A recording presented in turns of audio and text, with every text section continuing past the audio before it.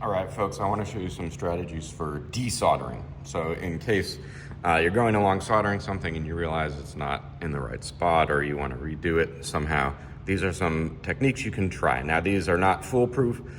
Sometimes something is just soldered too well and you have to like cut it off or get new parts. But occasionally you can undo the soldering. And so I'm going to show you how to unsolder from like a breadboard and how to unsolder just some wires. So if you've got some wires or a wire in a breadboard or something like that, a sensor you want to disconnect the solder from, if you clamp one end in the third hand and then just gently pull on the other side while you apply heat to the solder joint, and that's often all it will pop open right away. So that's one option. If you're doing a protoboard or something like this, I've got some headers in here. Those aren't in the right spot or they're too crooked or I want to fix those.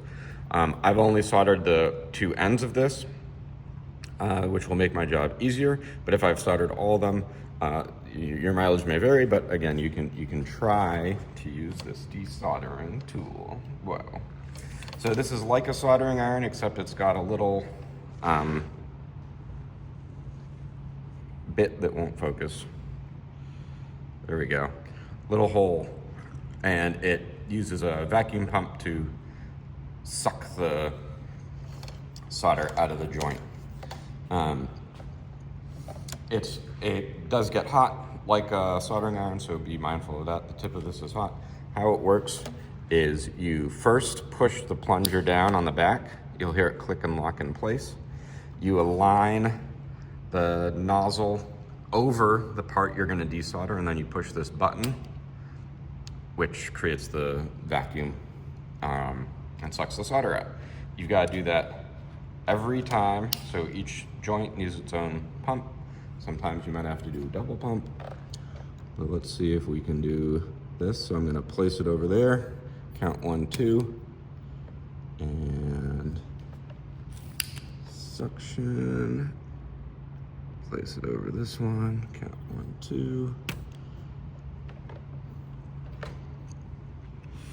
And so those outer ones are gonna be hot. I don't wanna touch those. Okay, but you can see it's loose now. Yeah, so that one's good. This one might need one more squeeze.